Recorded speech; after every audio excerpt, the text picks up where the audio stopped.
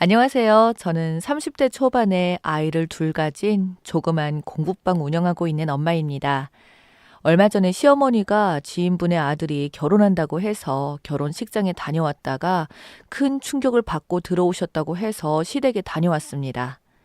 시어머니에게는 아들이 2명 있었고 딸 1명 있습니다. 제 남편은 그 중에 둘째 아들이고 시누이는 남편의 여동생입니다.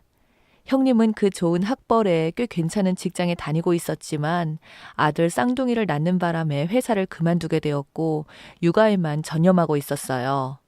아주버님은 저희보다 결혼을 조금 늦게 해서 저희 애들보다도 형님 쌍둥이 아들들이 훨씬 어려요. 형님은 쌍둥이 아들들을 키우느라 친정 식구들이 돌아가면서 도와줄 정도로 정신없는 나날들을 보내고 있었어요. 형님이 결혼과 출산을 연이어서 하다 보니 저와는 딱히 마주칠 시간이 없었습니다. 그래서 형님에 대해서는 잘 모르지만 시어머니가 형님을 며느리로 맞이하기 위해서 공들인 사실은 제가 누구보다 더 잘 알고 있었죠. 남편은 전문대학을 졸업해서 아주 조그만 회사를 다니고 있었고 저는 별로 유명하지도 않은 대학을 나와서 회사를 다니다가 공부방을 차렸어요. 시누이도 자랑할 만한 대학을 졸업한 건 아니었고요. 그래서 시어머니는 명문대를 졸업한 아주버님에 대한 자부심이 매우 강하셨습니다. 장남인데다가 명문대를 졸업을 해서 꽤 괜찮은 공기업에 다니고 있었으니 늘 자랑거리였습니다. 그래서 그런지 차남인 남편과 제가 먼저 결혼했어도 장남인 아주버님이 결혼한 거에 대해서 한 푼도 더 주시지 않았습니다. 그렇다고 해서 불만이 있다는 것은 아니네요. 남편과 저는 결혼할 때부터 이왕이면 양가에 누구의 도움도 없이 검소하게 철저히 저희 힘만으로 결혼식을 올리고 집을 장만할 수 있는 것도 괜찮은 방법이라고 생각했어요.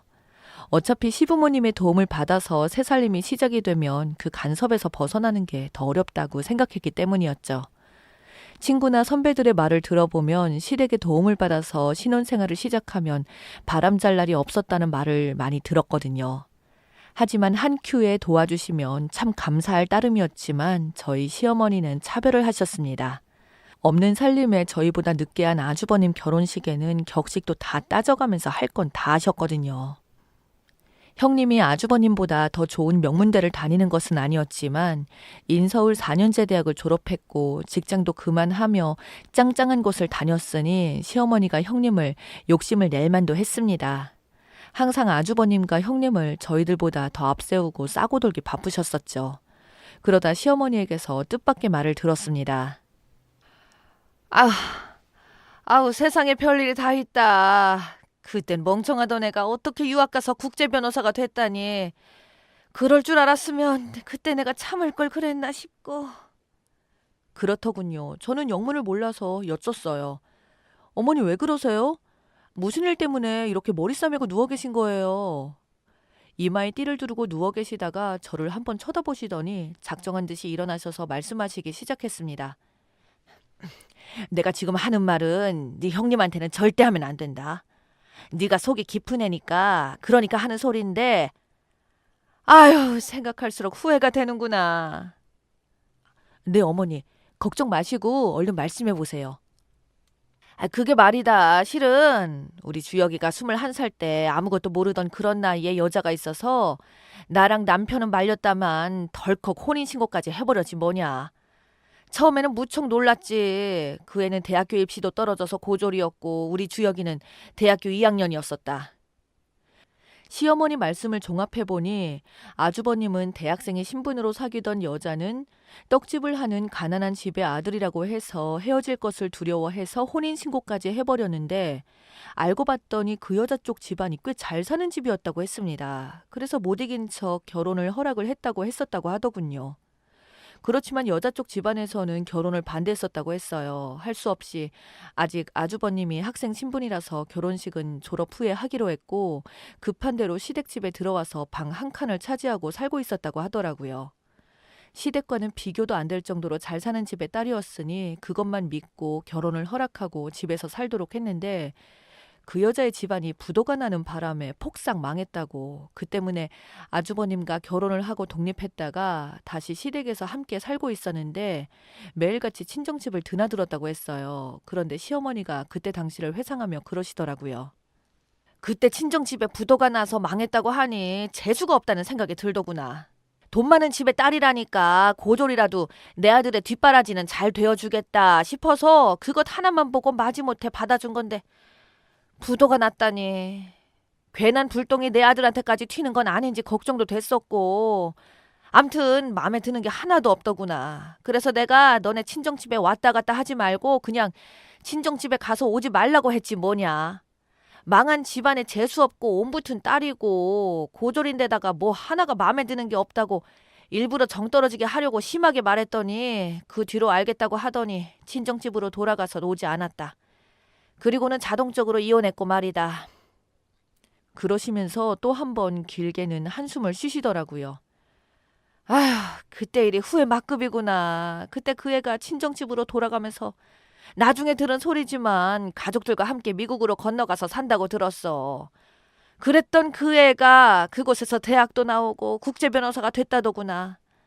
시어머니는 지인분의 딸의 결혼식장에 갔다가 아주버님과 이혼을 시켰던 그 여자가 국제 변호사가 되어서 나타나서 놀랐다고 했습니다. 아직도 결혼은 하지 않고 있었는데 지인분이 그랬답니다.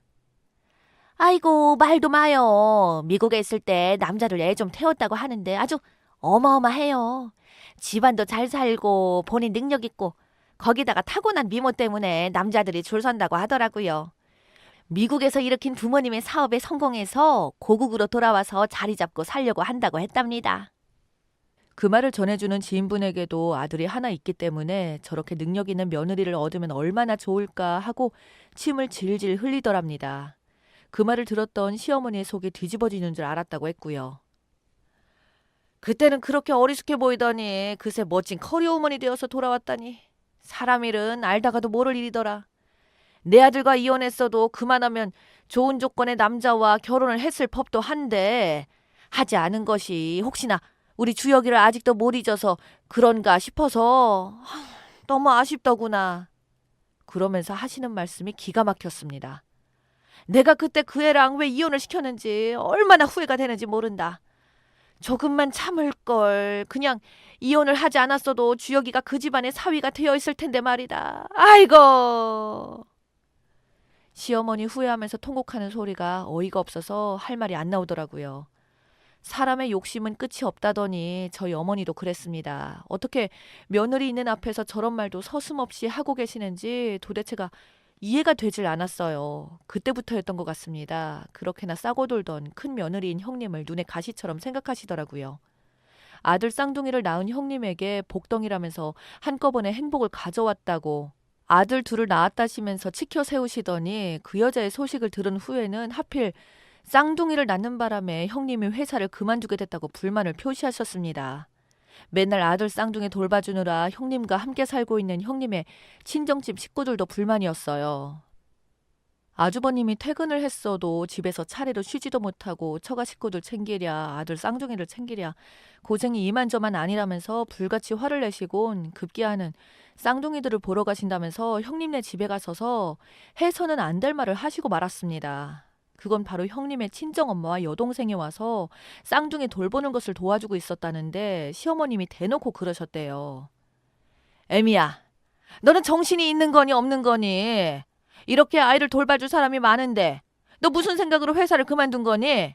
남들은 식구가 하나라도 늘면 돈 벌어오느라 눈에 불을 켠다고 하던데 이러고 싶니? 형님의 친정엄마와 여동생 앞에서 그렇게 형님에게 소리를 질러대셨으니 형님의 친정엄마가 가만히 있을 리 만무했죠. 집안끼리 대판 큰 싸움이 나버렸어요. 결국엔 형님의 친정엄마가 그러셨다네요. 세상에, 우리 딸은 처음인데 재혼인 남자한테 시집 보내는 것도 억울해 죽을 것 같은데 뭐가 어쩌고 어째요? 그랬더니 시어머니가 그러셨답니다. 재혼이라고 했어요? 우리 아들이랑 좋아서 죽고 못 살아서 결혼 전부터 같이 살고 그랬었는데 지금 무슨 재혼 타령이에요? 막말로 처녀를 어떻게 보증하는데요? 내 아들이 당신 딸과 결혼하지 않았으면 이렇게 지리리 궁상 떨고 살 팔자가 아니라고요. 그 말을 듣고 있던 형님이 시어머니에게 달려들어서 당장 그 말 사과하시라고 하더라네요. 아, 내가 미쳤니 사과하게? 네가 내 말이 그렇게 고깝게 들리거든. 당장에 내 아들과 살지 말아라. 내 손자들도 놓고 그냥 너도 네 친정집에 가서 오지 말거라. 형님은 무슨 권리로 살라 말라 하냐고 했더니 시어머니가 그러셨대요. 무슨 권리? 내가 너희 남편 어머니 된 권리다. 위아래도 몰라보고 가정교육도 개떡같이 받은 며느리를 그냥 보란 말이냐? 당장 네 엄마랑 내 아들 집에서 나가란 말이다. 그랬더니 가만히 두고 보던 형님의 친정엄마가 그러시더라고요. 거참 듣기 거북하네요. 겨우 3천 보탰으면서 여기 내 딸 명의로 제가 얻어준 겁니다. 당신 아들 집이 아니라고요. 당장에 여기서 나가세요. 그렇게 해서 형님과 시어머니는 급속도로 사이가 나빠졌고 그 이후로 형님은 시댁의 발길을 완전히 끊어버렸고 시어머니가 찾아오지 못하도록 몰래 이사를 가버렸습니다. 아주버님은 시어머니를 대신해서 형님의 친정엄마에게 용서를 빌었다고 들었습니다. 그리고 이사간 형님네 집은 아주버님이 가르쳐주지도 않고 아주버님도 시댁에 오질 않으니까 시어머니가 아주버님 회사로 쫓아가서 당장 형님이랑 이혼하라고 하셨다네요. 그랬더니 아주버니가 그러셨어요. 뭐? 내가 엄마 때문에 2번이나 이혼해야겠어요? 아니다. 경이가 아직 너를 기다리고 있는 모양이다. 너 경이랑 잘 맞았잖니. 이참에 니 애랑 쳐버려. 아들과 시어머니 갈라놓는 며느리는 난 더 이상 못 본다. 이혼을 2번 하든 3번 하든 간에 천지분간을 못하는 며느리는 난 못 본다. 그랬더니 아주버니가 청첩장을 내밀면서 말했다네요. 엄마, 경이가 결혼한다고 청첩장을 보내왔어요. 아니 그럼 서로 만나고 있었던 거야? 아니요. 귀국해서 몇 번 보고 엄마 만났다고 해서 몇 번 보고 그리고 청첩장 준다고 마지막으로 보고 헤어졌어요. 이젠 저랑 상관없는 일이니까 제발 좀 경이한테 신경 끄세요. 경이가 아무리 저한테 미련이 있다고 해도 이젠 저한테 경이는 못 올라가는 나무나 마찬가지라고요. 아니, 그런 게 어딨어. 너한테 미련 있었으니까 아직도 결혼 안 하고 있었던 거 아니니? 아이 그러지 말고 쌍둥이 엄마랑 이혼하고 경이랑 다시 잘해봐라. 내가 아니었으면 원래 너희들이 부부가 되었을 사이 아니냐. 그랬더니 아주버니가 그러셨다네요. 아, 죄송하지만 이제는 더 이상 제 인생에서 빠져주세요. 저 이제 쌍둥이 아빠예요. 우리 애들이랑 헤어져서 못 산다고요. 앞으로는 어머니와 볼 일 없을 테니까 여기에도 찾아오지 마세요. 여기에 찾아와도 경비실에서 못 들어오게 막으라고 할 테니까 그렇게 아시고요. 그렇게 해서 형님과 아주버니는 시어머님께 연락을 끊고 살겠다고 선언을 하셨는데 어찌된 영문인지 형님과 또 이혼하시게 되었습니다. 형님의 친정 부모님이 시어머니 하시는 말이 이상하다 여기고 아주버니 뒷조사를 했었던 모양인데 그 경이란 여자와 몇 번 만났던 사실이 들통이 나버렸던 거죠.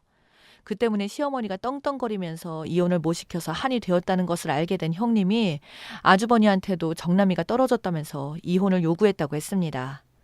저도 같은 며느리로서 시어머니 편을 들 수가 없었기에 모든 증거가 이혼할 이유가 차고 넘쳤던 거죠. 결국 아주버니는 형님과 이혼했고 양육권이 형님에게 넘어갔습니다.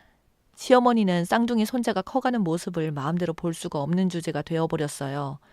그 때문에 시어머니와 저도 거리 두고 살고 있는데요. 오히려 그 편이 저는 좀 화납니다. 아주버니가 시어머니 때문에 이혼을 2번 하게 되었다고 시어머니를 평생 보지 않고 살겠다면서 잠수를 타버리셨기 때문에 저는 남편이 아주버니가 뵈러 가지 않는 만큼 시어머니를 자주 찾아뵙고 있거든요. 하지만 제 남편도 시어머니와 거리를 두고 있더라고요. 그래서 저에게는 어떤 일이 있어도 시어머니가 터치 못하도록 하겠다고 다짐을 했어요. 그래서 저도 명절 때가 아니면 따로 찾아뵙진 않고 있네요. 여전히 지금도 아주버니는 시댁과는 연락을 끊고 살고 있습니다. 시어머니는 언젠가는 또 그러실 것 같아요. 그냥 거리를 두고 사는 것이 피차가 서로 편하다는 생각이 들었습니다. 이 세상의 모든 시어머님이 다 그렇지는 않기 때문에 일반화해서 생각지 말아주세요. 모든 시어머님들 화이팅이에요.